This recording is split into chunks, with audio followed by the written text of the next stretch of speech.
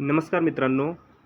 भारतातील एक राजकीय विश्लेषक भूपेंद्र यादव यांनी काल 4 फेज संपल्यानंतर एक सर्वे केला.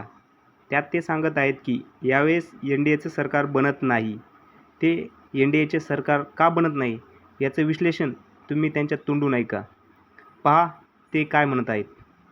माध्यम से मैं आप तक देश का सबसे बड़ा सच पहुंचाना चाहता हूं जो आज दबाया और छुपाया जा रहा है, और वो सच ये है कि इस लोकसभा चुनाव ने करवट ले ली है। पिछले कई हफ्तों में मैं कर्नाटका गया, तेलंगाना, छत्तीसगढ़, राजस्थान, पंजाब, हरियाणा, उत्तर प्रदेश और बिहार, और 35 साल से चुनाव देखने के अनुभव के आधार पर मैं आपको बता रहा हूं, आज की तारीख में बीजेपी मेजॉरिटी नहीं ला रही। बीजेपी 272 से बहुत नीचे है और बीजेपी सहयोगियों के साथ एनडीए भी मेजॉरिटी से नीचे हो सकता है। यकीन नहीं होता? चलिए हिसाब कर लेते हैं।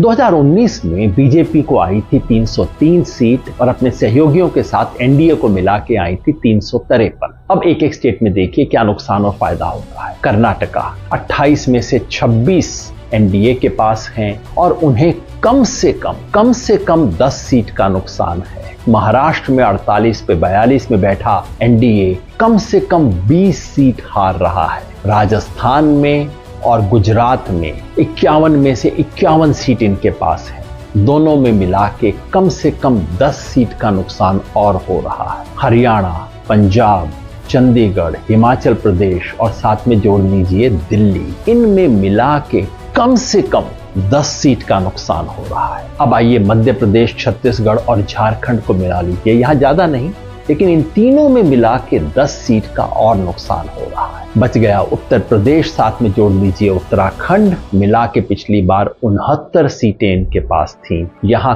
कम से कम 15 सीट का नुकसान है। और फिर बिहार 40 में से 39 सीट पे बैठी हुई एनडीए को कम से कम 15 सीट का नुकसान और है। कुल मिला के अब तक हो गया 90 का हिसाब। पूर्वोत्तर देख लें, पश्चिम बंगाल, पूरा नॉर्थ ईस्ट और साथ में जोड़ दीजिए जितने भी छोटे मोटे यूटी हैं, ज्यादा नहीं, यहां पे भी मिला के 10 सीट का और नुकसान है। यानी कि अब तक हमने देखा बीजेपी और एलाइज को 100 सीट का नुकसान, 75 का सिर्फ बीजेपी को और 25 का एलाइज को। लेकिन आप कहेंगे कुछ जगह फायदा भी हो सकता है। हाँ, तमिलनाडु, केरला और तेलंगाना में मिलाकर बीजेपी को 5 सीट का फायदा हो सकता है, और आंध्र प्रदेश में चूंकि टीडीपी साथ है तो वहां सीधे 10 सीट का फायदा हो सकता है। टोटल कर लीजिए, बीजेपी को 65 सीट का नुकसान, एलाइज को 15 सीट का नुकसान। यानी कि अगर आज की स्थिति को देखें, ये मोटा गणित है, कोई एग्जिट पोल नहीं है, आज की स्थिति को देखें तो बीजेपी 233 पे 70 सीट का नुकसान, साथ में एलाइज को जोड़ दें, एलाइज को आएंगी 35 सीट आज के हिसाब से, यानी कि 268 मेजॉरिटी से एनडीए भी नीचे हो सकता है। कम से कम आज की तारीख में नीचे चल रहा है।